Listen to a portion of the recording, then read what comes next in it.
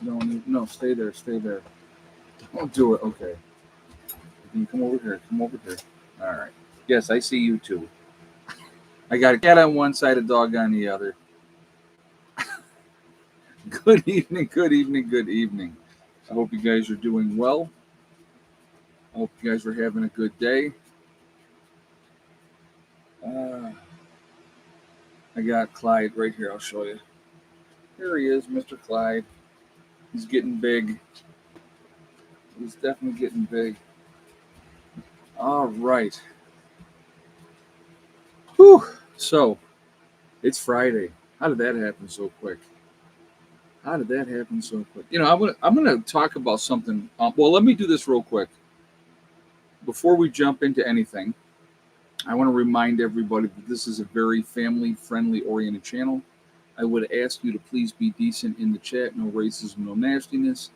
If you cannot abide by those very easy, simple rules, those awesome people lit up in blue with the blue wrenches are going to boot you out of here because we're not going to have it. We're not going to tolerate it.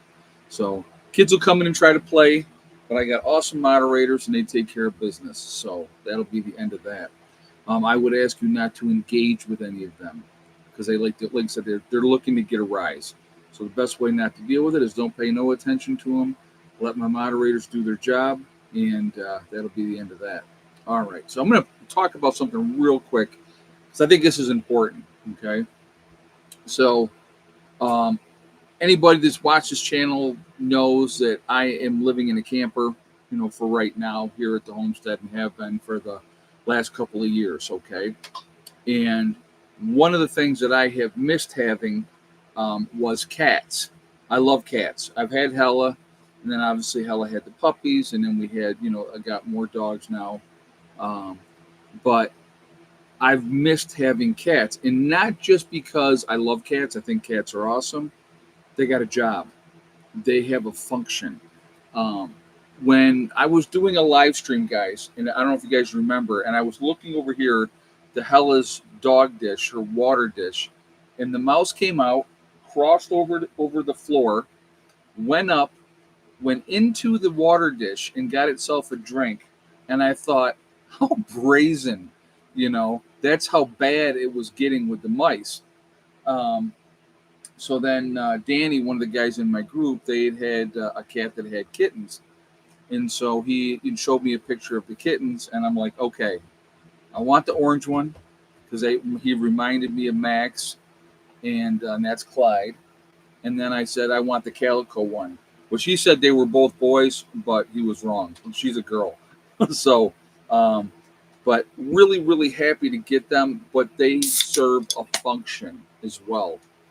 All animals should serve a function. Now, companionship is part of that function. Don't get me wrong, but I'll tell you what. She, meaning Hella, will hear things when I don't hear anything. So that's part of that she's a early warning system, and obviously she's very protective of me as well. So and the cats, like I said, they're pest control. So I mean, Clyde caught a mouse really early on, and I'm sure they've caught others since then. But now they're indoor outdoor, so they're not like in the camper all the time. They go out, like they know in the morning. We have a routine in the morning. Okay, in the morning, Helen and I go out first. We get the puppies out, get them taken care of. Once the puppies are all locked away, then I let the cats out. Right now, the puppies they haven't hurt the cats, but they're fascinated by the cats and they want to be around them and they want to put their paw on them, and they're huge. The dogs are huge and the cats obviously are not, so they could easily hurt them. So that's why I'm keeping that separation for right now, and when the cats get some more size, because the cats are not afraid of the dogs. The cats were raised around dogs. When they were born, Danny had dogs, and Hella was raised around cats, so she don't bother the cats. They coexist. So, and the puppies will get there with that as well. But anyway, I was thinking about that with the cats and the important job that they have. Not only, like I said, it's companionship, and like I said, I love cats anyway, but their job is to keep pests down. And so when I was in New York and we had all the cats in New York, we didn't have nothing, guys. We had no squirrels, chipmunks, mice, birds. Okay, relax. Get down, baby. Come on. We had nothing because those cats, that was their job. They did their job. And these guys, same job. So, that's the important thing of having those animals. They need to, like I said, they need to serve a function. People that get a cat, keep it inside, get it fixed, and never to let it do anything, it's just, that's not good. They gotta, like I said, to me, they gotta have a job. Yeah, my two cats caught 6 mice around the woodpile today. Nothing wrong with that, Delbert. Nothing wrong with it. And these guys, they're everywhere. When they're outside, they're on the hunt. So, but Midway Farms, I noticed you getting a few more commercials in your videos. I hope you're making a little more money. Not to change the subject. Well, that'd be nice because YouTube's been screwing a lot of people for a long time. So, yeah. Yeah, it's about 3 years now that when they started playing their little games. Uh, but it is what it is. So anyway, all right. But let's talk about the one thing real quick. We'll get this out of the way. I don't know if you guys saw the Powerball is now up to 1.8 billion. After nobody won, it went to 1.7, and it's already picked up another 100 million since then. So it probably, by the time it draws tomorrow, I think it'll probably be over 2 billion, which is just absolutely insane money. I mean, you're looking at about 40%. So that would be about $800 million. I could adjust myself to that. I really could. That's if it gets to 2 billion. But right now it's 1.8 billion. I did go and get my tickets today. I'm like, I got to get out here and go get my tickets. So, and again, the chances of winning are so minuscule. But if you don't have a ticket, I guarantee you can't win. So, too fun. But we can always hope. The thing is, we have that hope, and what would I do, and how would I spend it, and all that good stuff, right up until somebody else wins it. So, but anyway, it's fun. Like I said, for me, that's just part of the fun. Will you stop? You've been chill all day. No, stop. Don't even start with me, girl. She's too funny. All right. Now she can go lay down again. All right. Let's talk about obviously what the headline of this live stream is. Running out of time, folks. There's a lot of distractions going on right now. Okay, a lot of distractions. Venezuela would be one. Ukraine, Gaza, with Israel. The jobs report just came in, and their numbers are down.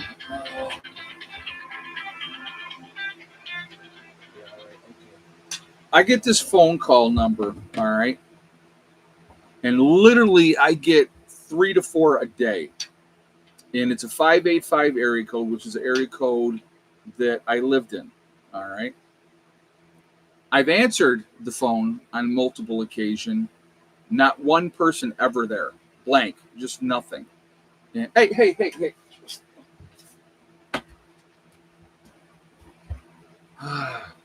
So nobody ever there. Yeah, scammers. So it's like, now that was one right there. What I'll do is I'll go in. I'll do it right now. I'll go in. I will block the number.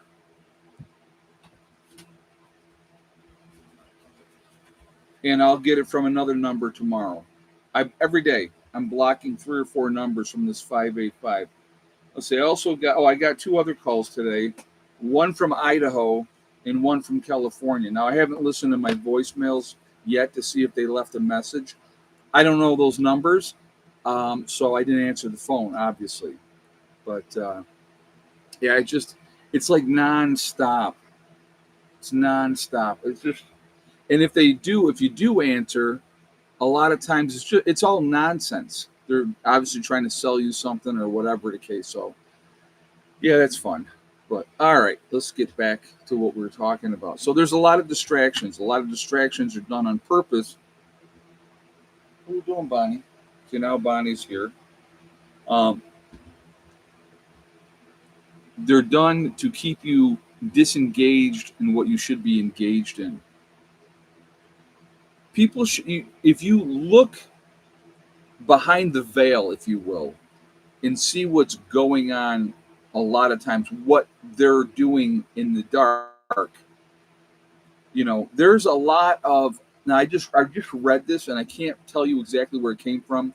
Now I don't know, again, so let me just preempt this with saying I don't know if this is true. I don't know if it's not true. But I was reading this article and it was saying that the government is doing a lot of underground work, meaning, old mines, digging them out, a lot of trucks going in, uh, you know, doing a lot of things. If they, like I said, again, if they knew that something was coming, they knew it was coming, they would not ever tell us. They would not ever tell us what it was because they wouldn't want people to panic. They want to keep you doing whatever you need to be doing until the last possible minute to keep you distracted. And that's a reality. Okay, while they prepare and they are taking care of the things that they need to take care of. Do you think? I want you to think about this. And this again, guys. I'm going to pick on the left for a second when I do this. But you see these lunatics that go out and they're protesting, no kings and all this other nonsense that they do constantly. And there's professional protesters out there, professional protesters. That's their job. They go from city to city to city protesting, and they're getting paid to do it, which is absolutely nuts, too. Ed, did you see that Trump changed the Pentagon name from Pentagon to the War Department? I did see that. I did see. I don't know what that's all about. Again, another distraction. Why would you change that? So,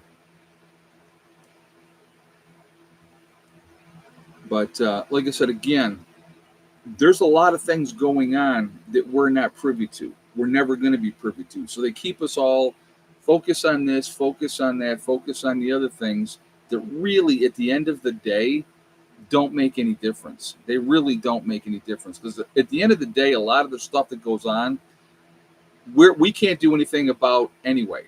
Nothing we can do about it, no matter what. So why put your energy and time and focus on that? All right, JJ, you want to take care of the child, please? And thank you so much. I told you guys, the children will come in and play. So obviously, please do not engage them and they will be gone. So, ah, I love that. I've been waiting because they've been gone for a little bit. So anyway, easy. Um, Going back to like I said, they're getting ready. What are they getting ready for? We need to be focusing on what we can control. The group, myself and the group, um, we've been really focusing on getting things squared away, getting things taken care of. That's what we. Hell, let's stop. Enough. No, you're not going out, so stop. I love her, but she's a pain in the behind sometimes. She's been, and I'm going to tell you what, she's been good all day until 14 minutes ago. So anyway, behave. No, I know. I love you, but stop. No, you're not going outside. No, you're not. No, don't argue with me.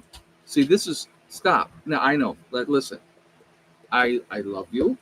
What- Thank you for the paw in the mouth.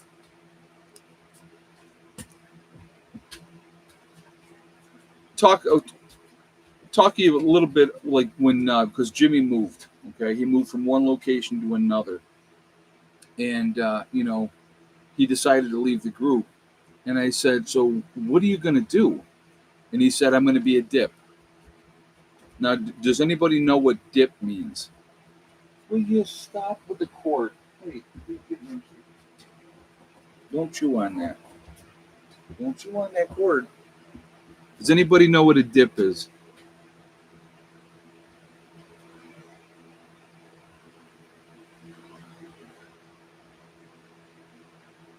No, okay. Dip means die in place. So he said, I'm going to be a dip. I'm going to die in place. He goes, and I said to him, I go, that is such a waste. Why would you have that mindset? And he's like, you know, my wife won't come, so I'm not leaving her, so I'll die in place. And I'll take as many of them with me as I can. I go, to me personally, that's insanity. It's a fine definition of insanity. Like I said, I think Jimmy's a good dude. I think he's very squared away. I think he'd be an asset to any group that he's in. But to have that mindset, to me, I would be like, get in the truck, we're gone. Period. End of story. It's not a debate. It's not a discussion. You know, um, it's just. But everybody has to follow their own path, and that's what it always comes down to. And so I respect that. That's his choice. But I have no intention of dying. I'm not looking to sacrifice myself in any way, shape, or form. I want to survive, and not only survive, but I want to thrive on the other side. That's the key. That's the key. Okay. Um, if you don't have that mindset, I don't know what you're doing. Because it's not just, like I said again, it's not just about survival. It's not just about survival. It's about coming out of the other side of it when things finally calm down, whatever, how long that takes, and not just struggling along, but to thrive and to do well and to be okay. And there is, when it comes to prepping. No, she's fine, Broken Dolly. When it comes to prepping, there's so much that has to be done. And, doing things individually is really, really, really hard. It's really hard. So, if you if you can put a group of people together, it lightens the load, you know. And if you're working and you have the same mindset and you have that common interest, it makes all the difference in the world. Many people don't have a second home or place to go. Inner city folks all won't get out. Most of them aren't getting out. Here, so I'm going to break this down. I'm going to give you a reality. Here's the fantasy. Okay, I'm going to give you the fantasy, and then I'm going to give you the reality. SHTF happens. Okay, let's say it's gone completely sideways, and all of a sudden, people in the city. We're going to use New York City as a great example. Okay, New York City's on an island. All right. All of a sudden, everybody wants to get out of Dodge because they realize staying in the city is not safe. So you're going to get in your car and you're going to head out.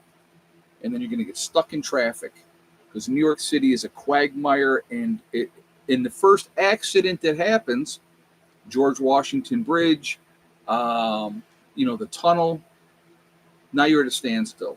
Nobody's going anywhere. Nobody's coming to move the cars. Nobody's coming to push them out of the way because everybody has the mindset, I'm in it for myself. Yeah, Kurt Russell escaped from New York, exactly. Okay. So this fantasy is this golden horde that they've talked about in different books coming out of the city and eating everything in the country. That's a fantasy, folks. That's not going to happen. And I'm going to tell you why it's not going to happen. And again, that first part is right there is why. They can't drive away. So what they'll do is they'll realize either they push on foot with no destination in mind, not knowing where they're going, where they're going to lay their head or whatever, or they're going to head back to home. Because most people are going to stay within a 20-mile radius of where they live because it's familiar. It's what they know. And by the time they realize I should have gotten out, it's going to be too late. That's the reality of cities.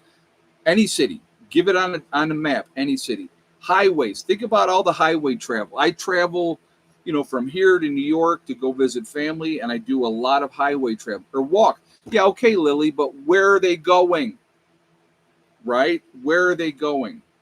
And if they're walking, how is everybody? So that's why I moved out of New York. It's a death trap in SHT. If you got that right, Matt, it sure is. If you're let's go over some other things. Most people are not in the best of health. That's a reality. Okay, we're the most heavily medicated country in the world. That's a fact. That's a fact. We take more medications than any other country in the world. We're a pretty fat country on top of that. So most people are not in the physical shape to be able to go someplace else. And most won't walk. Exactly. Now, on top of that, you're only going to go as fast as the slowest person in your group. So you got your family, right? You got mom and dad, you got your kids, you got your wife, maybe some uncles and aunts or whatever. So you're all going together. Well, grandma can't go that fast, and you're not leaving grandma behind. So that's how fast you're going to travel. Now, the other reality is once you make your way out of the cities into the country, they're not going to open their arms and say, come on in, we're going to sing Kumbaya around the fire. They're not going to do it. Now, they might not just kill you outright, but they're not going to help you either. Okay? So that's a fantasy as well.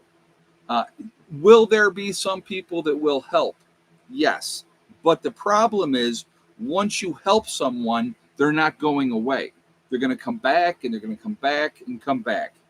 That's a fact, guys. I mean, if you study it, human nature and the whole 9 yards, that's a reality. So unless you have a bug out location in your mind that where this is where I'm going to, okay, you're not. Where are you going? What shelter do you have? How much food do you have? You're going to have what you can carry, okay. One of the things, okay, so a lot of the people in my group, okay, are coming from a distance. And that's why most lone wolf preppers will be lone wolves. They don't want the headache of waiting on others. Well, and lone wolf preppers in the long run won't make it. That's also reality, okay, because you're going to get sick. You're going to get hurt. You can't be up 24 hours a day, which makes you a target. And also, when you have roving bands of bad guys out there doing things, you can't protect everybody in your family if you're the lone wolf, prepper.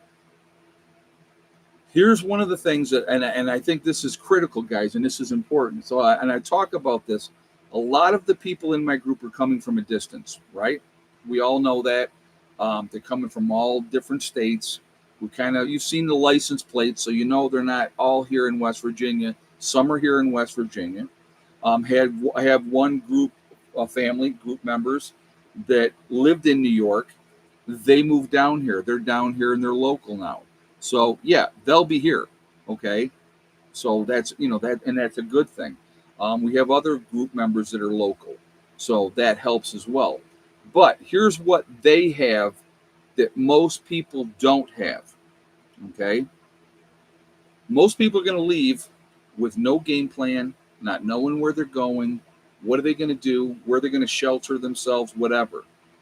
My group members have one thing going for them that the rest of these people don't. They got hope. They got hope. And the hope is this. They know if they make it here, they probably already got a building on site. I think only one of my members does not have a building now. Okay? So most likely they have a building on site. They have supplies here already. There is food here already. There is safety in numbers here. Okay? All these things they have that hope. So that can keep them driving on when most people would quit, even if they had to walk. And it took them 6, 8 weeks to get here. Here's the other thing I want you guys to think about, right? So now you've bugged out. You lived in a city your whole life and you've bugged out. What's the weather going to be like? Is it going to be sunshiny and wonderful for you to walk for days and days at a time with no interference, with nobody blocking your way? Guys, we got 200 in the chat. We got 70 thumbs up. So if you have not shot a thumbs up yet, please do so to show support for the channel. Again, I do appreciate that. It really does make a big, big difference with the algorithms. And I thank you for that reason as well. Also, again, if you are not subscribed to the channel, please subscribe. Make sure you hit that bell icon to get all notifications as well. And I thank you ahead of time. So, and just a quick thing. I will be live streaming on Sunday. Sunday at 8 o'clock.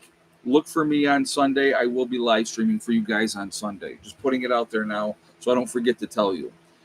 All right, so they have that hope that they know that once they get here, they're going to be safe. They're going to be around friends, like-minded people, this family that we've created down here. They know that. Most people are not going to have that. And yes, will all of them not make it? Yeah, some of, okay. Why? Some people will not make it here. And that's one of the things that we have discussed as a group as well. So, and I'll tell you what we've talked about with that. All right. So say somebody doesn't make it. How long do we wait before we cannibalize their stuff? Right. And we've talked about this, and we've always said 6 months. If you haven't made it here by 6 months, you're probably not going to get here. How far am I from a major city? A good long ways. I picked this property very, very strategically. When I came down here to West Virginia, I'll tell you what my priorities were. Sparsely populated area. I wanted to be way out in the country. I wanted to have the high ground. I wanted to be higher elevation, which means you can control, the flow of that. The more isolated that you can be, the better off that you're going to be. Now, does that mean that we're going to have? Where do you think all the city people are going to bug out to? Well, they have no idea. That's the whole thing, Broken Dolly. They don't, will they try to see? This is what they'll try to do. Some of them will try to band together and take. And then as they go further into the country, they're going to run into people that are going to go, no, you're not taking from me. And their numbers are going to get dwindled. So, yeah. And again, there's where the lone wolf mentality is never going to work, because now, could we hold off 2,000 people here? I'm going to make a number up. Could we hold off 2,000 people? Probably not. But the chances of 2,000 people coming here are very remote, very, very remote. Okay. So that you got to look at reality. Our biggest concern here would be locals. That's who we would have to watch out for. And hopefully we would have discussions and we would work together with the locals for all of our best interest. That's would be our game plan, to try to, keep a decent relationship with people. And if they need our help, that we would help them and stuff like that. But the group should have a rapid radio system in place to be able to communicate consistently. We've talked about that. And we've started taking some steps to do that. But, well, what's your address? That's actually funny. But again, like I said, the reality is, folks, with traveling, people are not going to be traveling fast because there's going to be people in their own little groups that's going to slow them down. That's going to be part of it. The weather is going to play a factor. What time of year? I've always said this, and if you guys remember and you watch this channel long enough, you've heard me say this before. If I was an enemy of the United States, number one, I'm going after the power grid. That's number one. I'm going after the power grid. And with that, I'm going to do it in the winter time because that's when you're going to have the most casualties that you're going to have. Why? Because most people don't have a wood stove. Most people don't have a way to stay warm. So what are they going to do? Right? What are they going to do? They're going to stay in their houses. They're going to get snowed in because nobody's plowing the roads, especially if you're up north. And they're going to die in their homes. They're going to die of starvation. And then if they try to get out and it's winter, it's just a terrible, terrible situation. We have already had so many people come here to the mountains in Tennessee from Chicago, New York, and California. Right? Oh, I'm sure. No, a lot of people are getting out. A lot of people are waking up to the reality. Now, just because Broken Dolly, they got out of California, New York, Chicago, and all that. I'm here from New York, right? A lot of them are just getting out because taxes are too high, it's unsafe or whatever, and they move to these other areas. They still don't have a game plan. They still don't know what to do. They're not preparing. They're not getting ready, you know. And Lamb's Light said I would go after the water supply. I mean, that could be an option as well. But if you go after the power grid, that takes care of the water as well, Lamb's Light. So if the pumps haven't got the power to pump them, they're not running any water. It could get real, real ugly, real fast. And that's the reality. And that's what I don't think a lot of people think about. They just figure, well, I'll just get in my car and I'll go. We have discussed, obviously, as a group, the first sign of trouble is time to get out of Dodge, even if it's a false alarm. Even if it's a false alarm. Because that way, you can get to where you need to go. Hopefully, I honestly believe the window of traveling is going to be very, very small. You're not going to have a huge window of opportunity. And so when I say that, because like back in the day, they always said 72 hours. Remember, they always said 3 days. Ed, whatever happened to the well that you drove? It's still here. It didn't go nowhere. Still here. But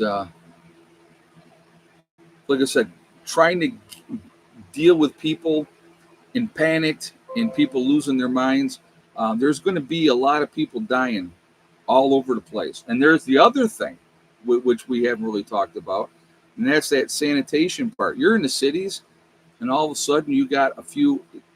Let's say you're even in a small place, maybe 10,000 people, 5,000 people. Well, you got 2,000 people rotting, died. Nobody's coming to pick them up, get the bodies out of there. How bad do you think that's going to smell? Now, make that a few million people in the cities. Like New York City's what, 8 million people? So let's say a quarter of them die pretty quickly. What are you doing with 2 million bodies? You think that the people are going to band together and go, hey, let's get these bodies out of here? They're not. We are in such a me society that people will not work together. And that's the biggest part of the problem. People won't work together. So, it's going to be, it's a bad situation, and people have no idea.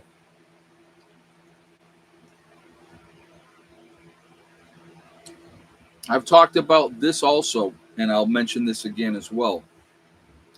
More people are going to die from dysentery than any other way in a true SHTF situation. They're going to drink tainted water because they don't have clean water, and they're going to think that the water's okay, and they're going to drink it. They're going to get a pathogen, and they're going to crap themselves to death. And I'm telling you right now, more people are going to die that way than from lead poisoning. Now, don't get me wrong. A lot of people are going to die from lead poisoning. That's going to happen. But given time, that's how people are going to die. Because they don't have any idea.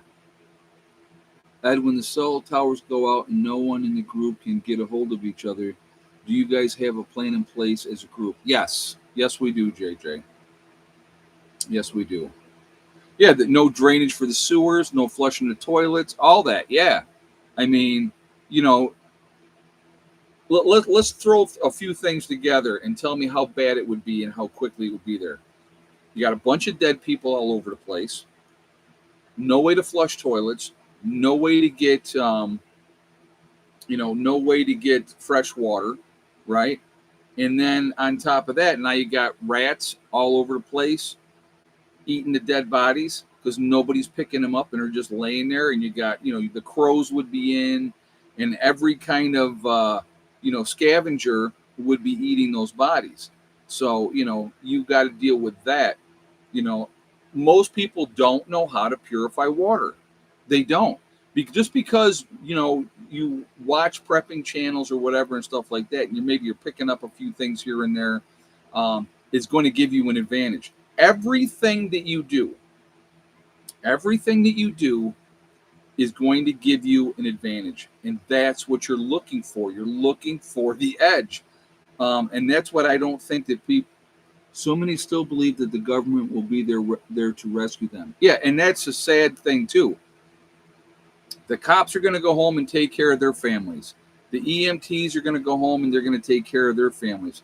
A lot of the military, when things collapse, they're gone. They're not going to stay in the unit. They're going to, some may, but a lot of them are going, I'm going home to my family. Family's big, guys. Family is big. So, it just, people just, they really don't have any idea why we haven't suffered here. Not really. So we have a flood or a hurricane or a tornado or a blizzard or an ice storm. And, I suffered so bad, we didn't have power, this or that for a week. And, the food all went bad. Think about that as well, right? All the food in your freezer. Now you better eat it really quickly or it's going to go bad. So you're going to be wasting a lot of food that way. Like I said, people don't have any idea. So anything that you can do to help yourselves, to put yourselves in a position to be better. Guys, I'm going to tell you what. Are we where we want to be down here? Absolutely not. We're not where we want to be down here. But do we have an advantage right now over better than 90% of the people? You better believe it. You better believe it. And every time we get together, every month that we get together, it gets a little bit better. We do more things. Things are getting finished. Things are getting taken care of because we know time is short. One of the things that I've talked about to group members, and this is what I've said, okay, get the supplies here that you need. Maybe you can't do it right away, but if you have the supplies here that you need, it's going to give you that opportunity when things go sideways. We're going to have nothing but time then, to get things. What do you think? I want you to think about this, okay?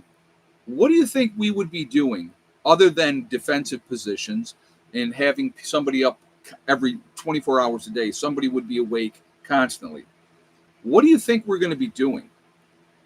Rain catchments would be set up. Any rain catchments that weren't set up before, that would be a priority. Any wood stoves that were not set up before, they would get set up now. It would be a priority, knowing exactly what we have inventory wise, with food, medical supplies, ammo, weapons. We would want to know exactly what we had, how long it's going to last, and all those type of things.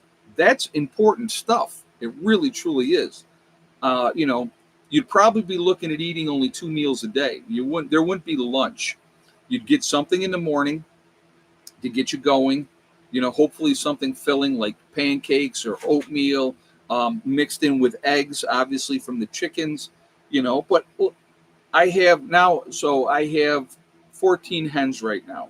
Okay, that's not going to take care of a whole bunch of people.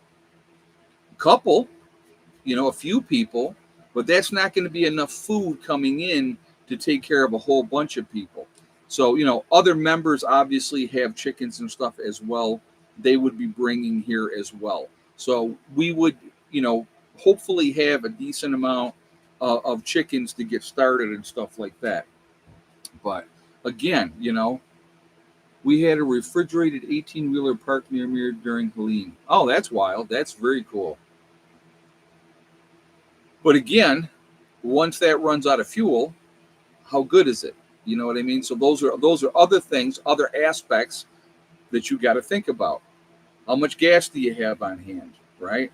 How much propane do you have on hand?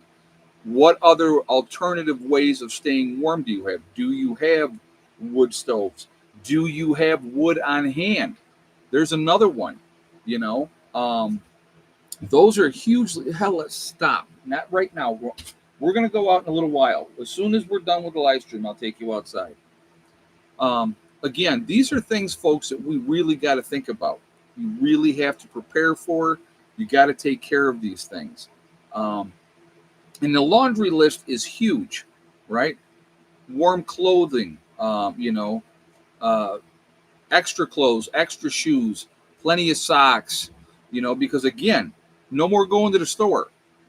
You're going to have what you have. I'll tell you one of the things that I just did. And actually, I got a big old tote sitting right here. I went to the store and I picked up a big old tote.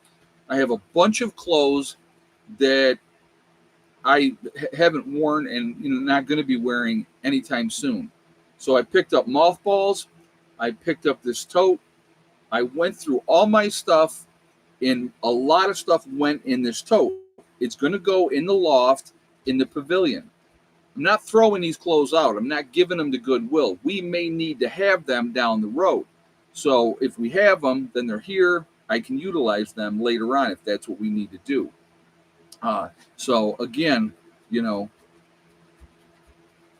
having the things organized and squared away. And so doing that, I'll tell you, so you'll get a kick out of this one. So doing that, I ended up finding some things that I forgot that I had in certain spots. I think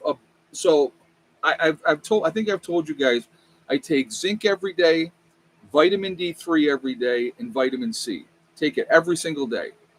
So I like to have, enough available to me for when the time comes.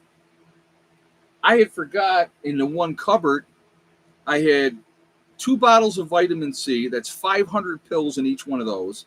I had 2 bottles of the vitamin D3. There's 400 in each of those bottles. And I had 2 bottles of zinc. So there's another 300 because there are 150 tablets of those. Completely forgot I had them. But I had them, and plus I had picked up more since then because I didn't even realize that I had them. Now, I probably have more elsewhere, okay? So, they're there, they're available and stuff like that. So that's good. I found 450 rounds in 9mm that I had forgot that I had put someplace. So again, so some people would call me a hoarder. Oh, you're just a hoarder. Not a hoarder, I'm a preparer. Prepare for the worst and hope for the best. But when that time comes, I need to know what I have. And I don't most of the time. I have no idea. But we're trying to work on getting things more organized, more squared away, so we know where we have our strengths, we know where we have our weakness. So, and that's important because your health is going to be a huge thing as well. If we have a volcano that goes off and we end up having a couple of years, I'm talking one of the big ones, and we end up having a couple of years of darkness, basically a couple of years of winter called volcanic winter. You're not going to be getting any sunshine. So you need that vitamin D3. And where do we get it? We get it from the sun, or you get it from taking vitamins. So again, these are things that people need to think about. They need to prepare for. So it's always something, guys. It's always something. And it's not going to stop. It's just not going to stop. So do the best you can. That's what my advice would. Give yourself every possible advantage that you can. Give yourself every advantage because most people, 93% of people, and I've talked about this a million times as well, are not prepared for a 2-week disaster, let alone anything water. oh, I got a couple of cases of water and, I got some food, so I should be fine. It'll go fast. It'll go fast. And there's no way to replace it unless you know what you're doing. Okay? Unless you know what you're doing. So it's just scary, scary situation, scary times. People need to think ahead. You need to prepare. All these distractions are just that. They're distractions. They should not define you. You can't change them anyway. If we decide to go in, our government decides to go in and do something in Venezuela, we're not going to be able to do nothing about that. As there's nothing we're going to be able to do about it. Hopefully, our young men and women won't be involved in that, but you don't know what they're going to do. Again, control what you can control. That's the important thing.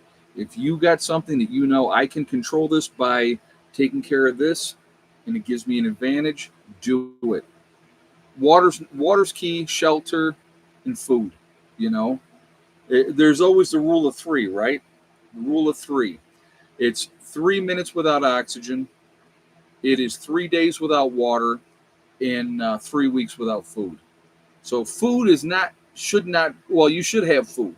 Okay, you should have food, but your priority, obviously being able to breathe is important, but water, that's going to be the key. Water is the key, and it's a lot of people are going to get checked out because of it. So what do we got? 222 in the chat. We got 128 thumbs up. If you have not shot a thumbs up yet, I'm going to ask you to please do so to show support for the channel. I do appreciate that. It really makes a big, big difference with the algorithms. Also, again, if you are not subscribed to the channel, please subscribe. Make sure you hit that bell icon to get all notifications as well. And I thank you ahead of time for that. So we're going to do egg count. So we're not doing pullet eggs anymore. So all we're doing, total number of eggs, yes or no for Miss Betty White, and how many Easter eggers. We have 3 Easter eggers. So how many of them laid today? So 14 hens total. I'll let you guys get your guesses in, and we will go from there.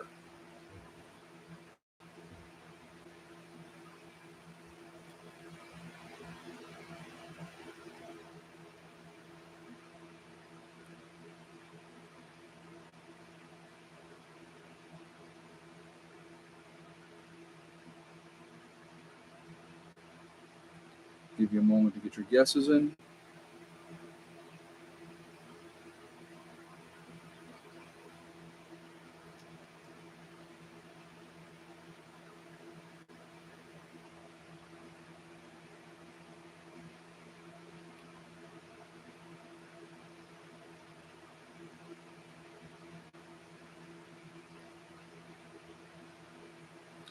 Just give you guys another moment, and then I will let you know.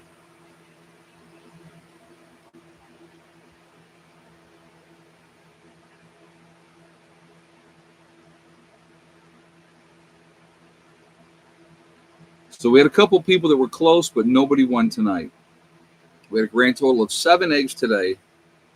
No for Miss Betty White. Betty White did not lay today. And then we had 2 pullet eggs. So Kathy had said 7 yes and 3, which obviously 7 was right. But no, Betty White got lazy today and did not lay. And then we only got 2 of the Easter eggers laid today out of the 3. They've been actually pretty consistent. They've been laying pretty good. So,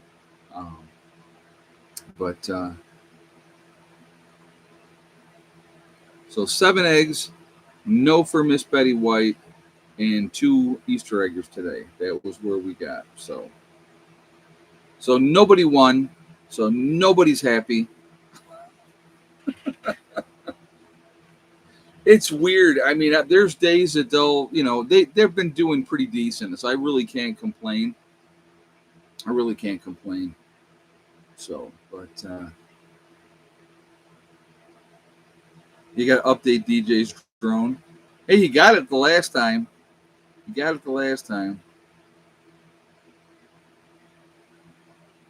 But so Betty White lays consistently. So when she takes a day off, it just throws everybody off. So, there's the other thing too, and I wanted to kind of like bring this up: livestock. The more livestock that you have, obviously, again, so one bag of feed, one bag of cracked corn, you're like $15 a piece. So there's $30 right there off the top. I mean, it's like, it's nonstop. So, you got to take care of them. They take care of you, hopefully. And, and then like the dogs, they cost money. The cats, they cost money. So the more livestock you have, obviously it's going to cost you as well. But when the time comes, again, the cat's job is to make sure that the critters are not getting into your food stores. And that's why we kind of switched over. I've been doing 5-gallon buckets forever and a day. And now we kind of switched over and we have been utilizing 50-gallon drums. I like that a whole lot better because they're not chewing through, steel. So, that's a good way of. We haven't really worked on a prepper too much, Granny. We actually were talking about that we need to get back on that. I think it needs to be more of a priority. But again, there was so much other things that needed to be taken care of first. Like even this month, we kind of got locked in of what we're going to be doing this month because it needs to get done. Winter's going to be here before we know it. So, we need to get done.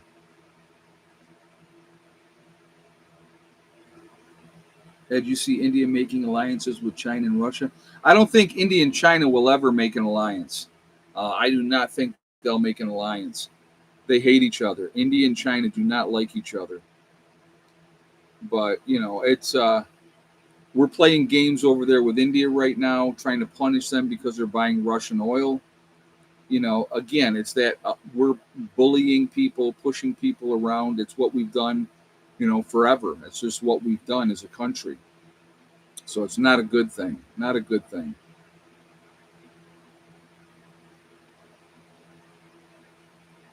Yep, absolutely. So, but again, like I said, it's having safe stores where you have stuff that it's going to be in a controlled environment is important. That's part of it as well. So, like I said, right now we're doing the best that we can. Down the road, we have other things that we got to do. So that's what we're going to do. There's so much, guys. It's nonstop. But our here at the homestead right now, obviously each month we add to our group food stores, which I think is important.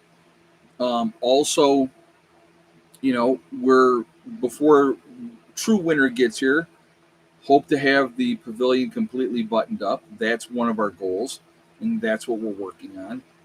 And get going with the shower room. So once the pavilion is done and once the shower room is up and functionable, I mean that's two huge things. That's two huge things that are going to be done here. Now down the road, do we plan on adding on to the pavilion? Yes, we do, but that ain't right away. I mean next year, if we got till next year, then we're going to work on a greenhouse. Partly buried underground greenhouse. That's part of what we want to work on. Also, we want to get a root cellar built. Place again to store stuff in a cool, dark environment. Now, the bunker also will be part of that as well. It's another area to store stuff at. So, that's going to be something that we're going to be working on as well. There's a lot that we got to do before, we do any more digging in to the hill. I mean, there's a lot that's got to be done. So, we have things that we got to take care of. And we're trying to, prioritize what's the most important thing right now. And right now, for us as a group, other than getting wood stoves in and getting rain catchments set up for everybody, it's getting that pavilion squared away. So if it's wintertime, will you have the shower room done before winter? I doubt it, JJ. I doubt it. We will, if we can get done what we need to get done this month with the pavilion, and then in October finish up what we need to do as far as just buttoning up the pavilion. Then from that point we would focus on the shower room.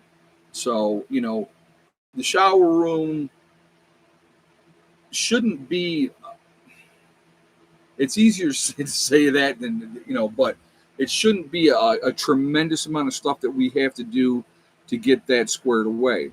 But, again, now you're looking at getting another wood stove set up in there. So how much is that going to cost? And all these things, it adds up. And again, it ain't cheap. So now here's something to think about as well, right? We get the pavilion buttoned up, we get the shower room buttoned up, right? And they're both up and functionable. And then SHTF happens. We have two different buildings now on top of what we already have here that people could stay in if they had to be able to stay warm and dry, and all those type of things. So those are part of the whole game plan. So again, it takes time. It just takes time. How will you be heating the water in the shower house? Part of that may be a hot water on demand unit. Also, it could be heating up water on the wood stove and having a something above that you have regular water in, that you put regular water in, and then you put heated water in to bring the temperature up, and then just do a gravity shower. That's a possibility as well. So there's going to be a couple different options there. Definitely being able to have a hot water on demand would be great. In the true SHTF situation, you're not wasting the propane on that. That's you would save that propane for something much more important. So again, getting have you decided on the windows for the pavilion yet? We've talked about what we need to get, and what I may end up doing is between, not like once we do our get together, and then before we get together in October, get the windows for the front of the pavilion. I can go out and pick them up, and then it's a matter of framing them in and putting them in, and that actually shouldn't take that long. Are you putting in just a shower or adding a bathtub? Right now, it's just going to be showers, 2 shower stalls using the other totes that we have, the 275-gallon totes. They're going to be boxed in, and you'll see all that as we do that. But so for right now, I'll tell you what, I would love to have a shower. I would love to have a hot tub, but a tub would be nice to take a nice soak. But again, it's just a matter of, can we do it? When can we do it? And is it important now? And right now, that's not the most important thing. Down the road, we might be like, yeah, we really want to have something like this, so we would have to do something about that. But I think they make a solar hot water on demand, but I'm not sure. Oh, well, that's another option. Oh, the stock tank, yeah. Well, they're like I said again, that's also an option. So we'll see how it goes, folks. I mean, I'm not 100% sure what we're doing or how we're going to do that. We're just trying to take care of simple things that we can do for sure right now. And number one is buttoning up that pavilion so that we don't, like, I always have to remind myself, okay, a couple of years ago, we sat outside under canopies in the middle of winter, had a fire going, and that's what we cooked on. It was miserable. It was miserable. So last year, we obviously had the wood stove in the pavilion. We had plastic up over the windows. Everything wasn't buttoned up. The eaves weren't buttoned up. None of that was buttoned up. And unless you were standing pretty much on the wood stove, it wasn't exactly warm, but you were out of the wind in the snow, so it made it better. This winter, I want it to be where we're in there, we're taking our jackets off, being comfortable and being okay, and not freezing our butts off, or having to deal with anything like that. And we've made steps for doing that, and that's everything that we're doing right now. So, lots to do, and I'm going to be Roy is coming in tomorrow, so he's coming in early, a week early. There's stuff that I'm going to be helping him with his place. He's got to get his rain catchment set up. He's got to his wood stove on the outside is all done, but we got to get his wood stove on the inside hooked up. So, those are things that are going to have to be done as well. So, lots to do, lots to get going on, which we will, and it'll come together. It's going to come together. I have no doubt about that. So, we just keep doing our thing, and we're going to be just fine. Steady, steady, steady. As long as each month we are making forward progress. And like I said, then I have my projects that I'm trying to get done before the snow flies as well. So, I'm getting there with that. And so, like I said, it's a little bit of everything. So, does your camper stay warm in the winter? I go through a lot of propane, but yes, it can be very comfortable in here.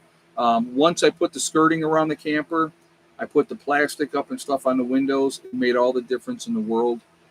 Really made it a lot better to be in here and not freeze to death. But, again, there's a lesson that I learned early on because I went through a period where, I didn't have the camper skirted and we had a cold snap and I couldn't get the camper to go higher than 50 degrees. That sucked. It was very not fun. But, you live and you learn, and that's how you figure stuff out. And that's another important step, okay? It's another important step when it comes to preparedness. Trial and error. Trial and error. Why are you going to wait until it's a true SHTS situation and then something doesn't work the way you thought it was going to work? Now you're in deep doo-doo, okay? If you are utilizing stuff and it works and you know it works, it's going to put you in a much, much better situation. But anyway, so that's kind of where we're at, folks. I'm going to leave you guys with the most important thing, STD, step, thing, and day. One step at a time, one thing at a time, and one day at a time. Whatever you were trying to do, whatever you're trying to accomplish, you can do it. The only one that's going to stop you from achieving your goals is going to be you. That's it. If you set realistic goals that you can achieve, if you work at it methodically, it will happen. Okay? Stay positive, stay away from the negativity, and you're going to be just fine. I will see you all later. I hope you have a great night. Prepper Nurse 1 out for now.